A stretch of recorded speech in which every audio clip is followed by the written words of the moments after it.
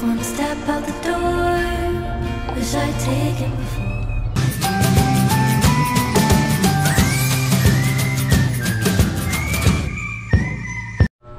Hi ma'ams! Welcome back to my channel. So for today's vlog, dito tayo sa may aming living area kunwari. Ayan, dito tayo mag-start. So may gagawin ako ditong konting organization and rearranging.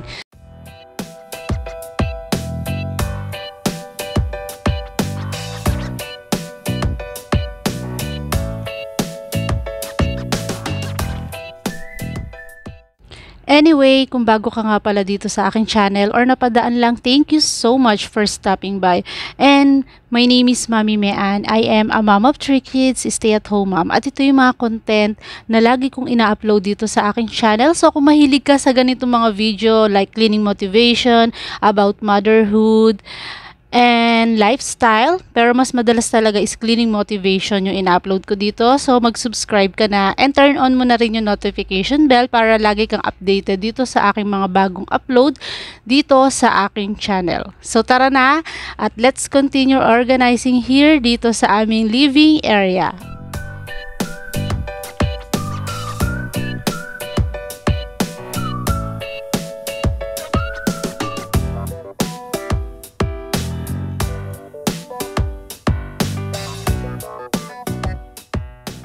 So, sa pagre-rearrange nga dito sa aming living area ay napagdesisyonan ko na ilabas na tong makina. Dito lang naman sa may back door namin. So, safe naman siya doon at hindi naman siya mababasa ng ulan. Pero ang gagawin ko is tatakpan ko pa rin siya ng plastic.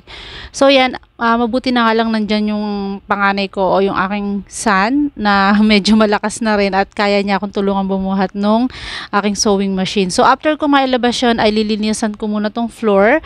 Wawalisan ko ng super talagang pagwawalis yung gagawin ko and then pupunasan ko later. So, ang pagpupunas ko namang gagawin dito is 2 beses and after ko ulit punasan yon ng 2 beses ay wawalisan ko siya ulit. Okay, and let's continue again.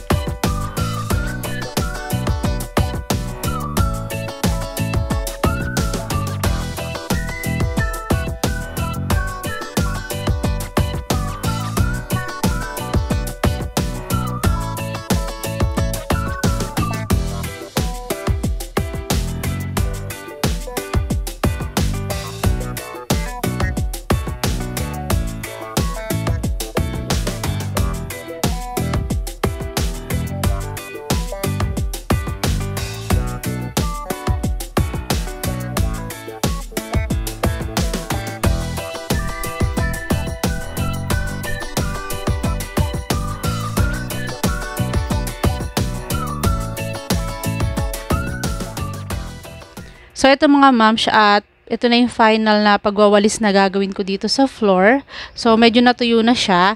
At ito nga pala, ang carpet na ito. Ayan, ilalagay ko yan dito. Kaya ako pinagkalinis-linis itong floor kahit mukha siyang hindi malinis dahil nga rough. So, itong carpet na to is pinaglumaan lang to. Bigay ng mother ko. So, sayang naman wala akong mapaglagyan. Kaysa ilagay ko sa taas, dito na lang siya. Naisip ko ilagay sa aming living area para naman magkaroon ng cozy feelings or cozy vibes dito sa ating living area. So, ililipat ko na yung sofa. Siyempre, katulong ko pa rin yung panganay ko dahil hindi ko naman kayang buhatin to mag-isa. And hindi rin naman pwedeng hilahin. Ano kung nandito si ano? Ha? Kung nandito ulit si Gaston. Pumakita niya dyan. Yaw, just na malambot. Oo.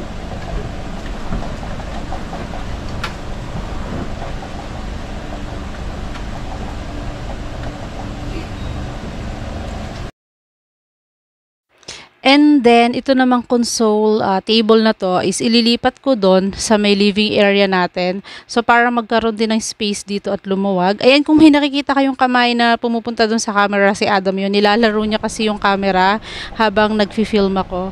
So, napunasan ko na to na 1 beses mga moms at hindi siya na-record. Pero, ipupunasan ko ulit ito parang final wiping bago ko ibalik yung mga naka-display dito.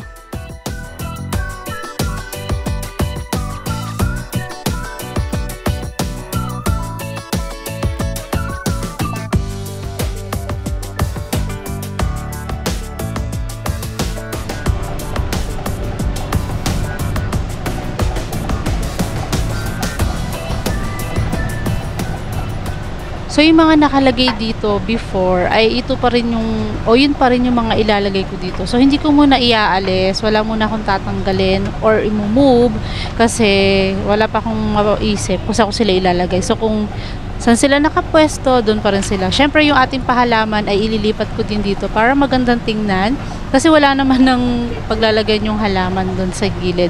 So dito talaga siya nakapartner sa console na ito.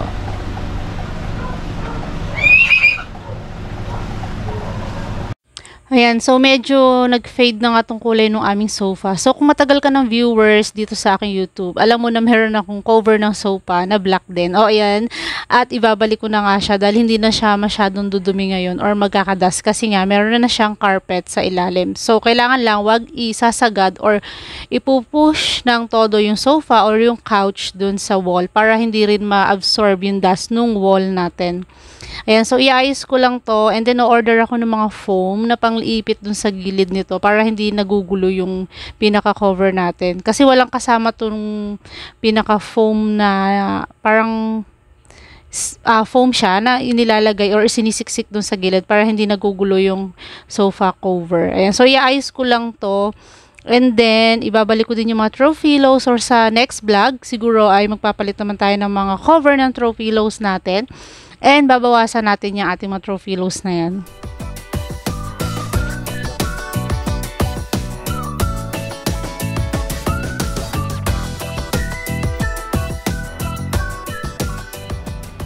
So ito na mga ma'am, siya ang naging resulta ng ating pag-aayos at pag-rearrange dito sa ating living area. Ayan, medyo meron na tayong cozy feeling or cozy vibes dito. So maganda nga sana kung may TV dito pero hindi ko na ilalabas yung TV kasi mas ginagamit namin siya doon sa room. Ayan, so ganyan na lang muna siya. And I'm so happy sa naging outcome nitong ating pag-aayos. Actually mga ma'am siya, nag-start ako ng pag-aayos nito is 8 PM. So night cleaning na naman talaga itong aking ginawa.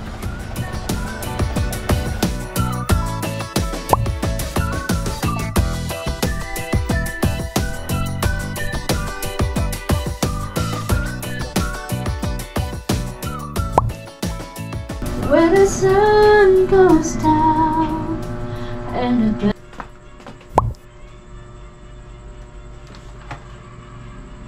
So, ganito yung ginagawa ko every night mga moms. After ko magwalis ng rough floor dun sa aming dining area, sa kitchen, sa room, pati yung stair, ay i-vacuum ko naman tong carpet. Ayan, ginagawa ko to every night. So, kung yun yung plan ko, every night ko siyang gawin. Pero kung busy ako, sana every other night is ma-vacuum ko yung carpet para hindi siya maipunan or ma-accumulated ng dust. Ayan, magdadust na rin ako dito sa mga gilid-gilid. And then, after niya na yan, mag-start na tayo mag-vacuum. So, itatago ko muna tong aking music capsule na nakita nyo nga last night after kong mag-rearrange dito sa ating living area ay nag-karaoke na naman ako. Talaga nakakahiligan ko nang gamitin to. Thankful talaga ako na ang nagtiwala yung Sudotak na bigyan ako nito dahil talagang favorite kong kumanta. Kahit naman ayaw sa akin ng kanta, is kakanta pa rin naman ako. So tara mga ma'am at mag-vacuum muna tayo dito para mamaya is makapag-relax at kaka-karaoke na naman ang mamshi nyo.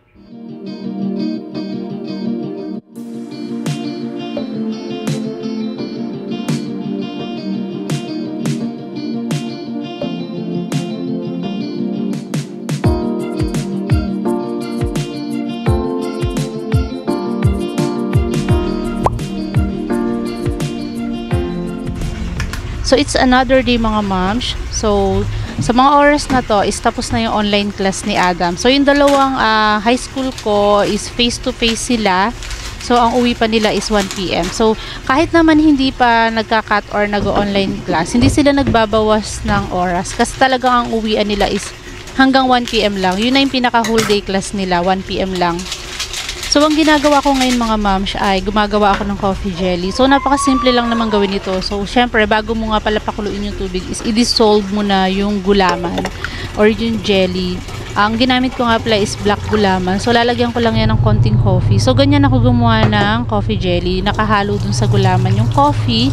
And then, hindi ko siya nilalagyan ng sugar. Pero minsan naglalagay ako ng konting-konti lang kasi nga, yung pinaka ginalagay ko sa kanyang creamer is isang matamis at saka yung all-purpose cream. Yun yung ginagamit ko. So, after kung mapalamig itong gulaman, i-chop ko na siya and then lalagay ko na yung mga ingredients niya. And then, ilalagay ko siya sa freezer.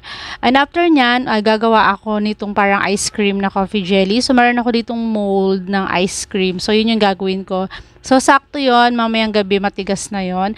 And then, gagamit din ako ng maliliit na cups para sa individual serving nitong ating coffee jelly. So, gusto ko nga bumili ng mga small cups, pero hahanap tayo sa Shopee niyan kasi mahilig talaga sila sa coffee jelly. Ito talaga yung gusto nilang dessert. And thankful naman ako dahil mas makakasave tayo kasi mura lang naman ang paggawa ng coffee jelly. So, ito yung mold na gagamitin ko para sa ice cream or like drumstick or ice pop or whatever you call this mga moms. Basta ito yung gagamitin ko para mas ma-enjoy nila yung coffee jelly.